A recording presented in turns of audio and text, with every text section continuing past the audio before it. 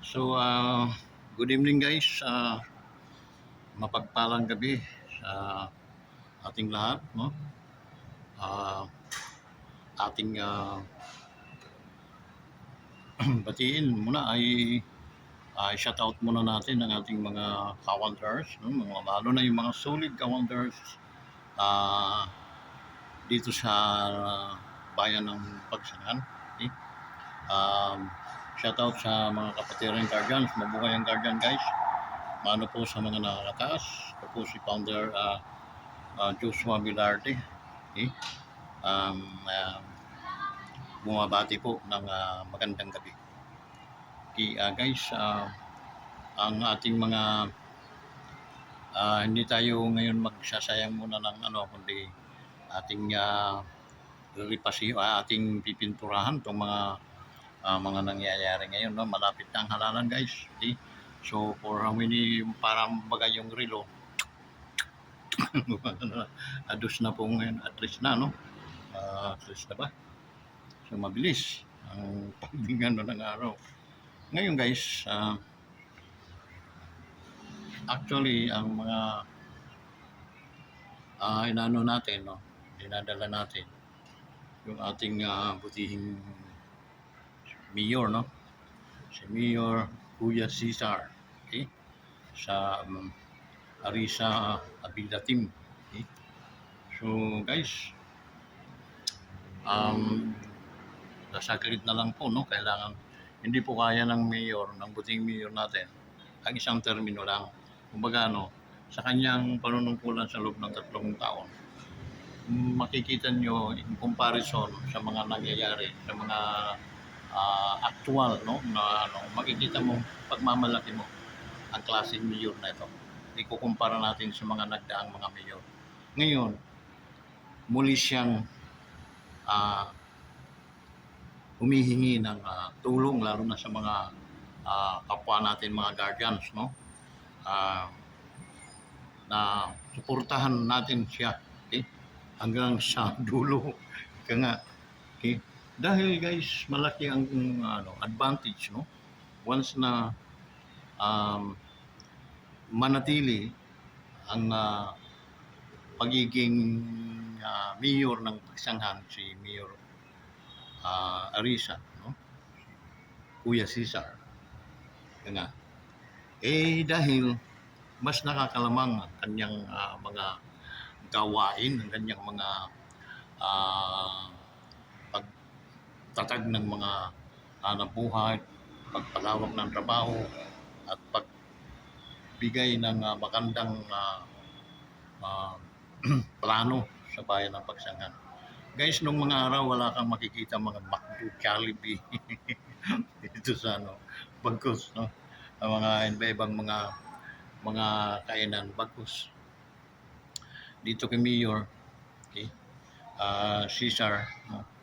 Kuya Cesar, Igay, no? Ariza, ay talagang makikita mo yung improvement, okay?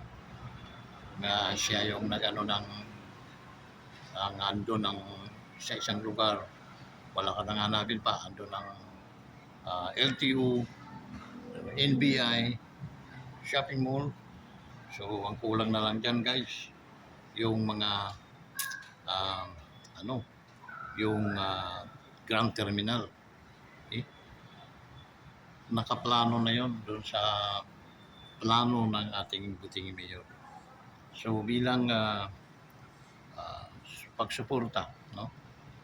Wag po tayo magpabulol pa ulit, no, doon sa mga nakatikim na ng liderato o nabigyan na ng pagkakataon na mamuno sa bayan ng Pagsanghan. Ngunit ano ang mga nangyari?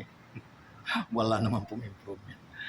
Dito kay Kuya Cesar, no, Arisa, makikita natin sa loob ng 3 taon lamang na kanyang panunungkulan bilang mayor dito sa bayan ng Pagsanghan, nakita yung bunga, yung improvement ng kanyang pagod. So guys, ano pa ang ating dapat ating dapat na ipagkagulo ng ating mga isip. Okay? Suportahan lang natin to, kasama ang kanyang team, ang kanyang mga konsyalis, no? ay tiyak na mayroong patutunguhang maganda ang bayan ng Pagsangan. So guys, maraming salamat na ating mga kapwa, mga guardians, kapatirang guardians, mga kaibigan ay marunong mag-isip ng tama. Alam ko naman na matatalino ang mga tagapagsangan niyo. Kaya alam kong hindi niyo tatalikuran ang ating butihing mayor, si Mayor Cesar Arisa, at ang kanyang vice, si uh, Rachel Abella.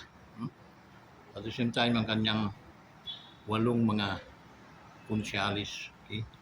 So, Team Arisa Abella, solid. No? Solid na natin sila. Huwag na nating hati-hatiin pa, guys. Please, guardians, ito yung pagkakataon na kailangan ang inyong suporta at tulong sa ating darating na eleksyon para sa grupo at team ni Kuya Cesar Arisa. So hanggang dito na lang at alam ko na mananaig ang tama at alam ko na nasa tama ang ating posisyon ng ating paniniwala at nasa tama ang ating pinapanigan at alam kong may ikakaganda ng sambayang Pagsangin.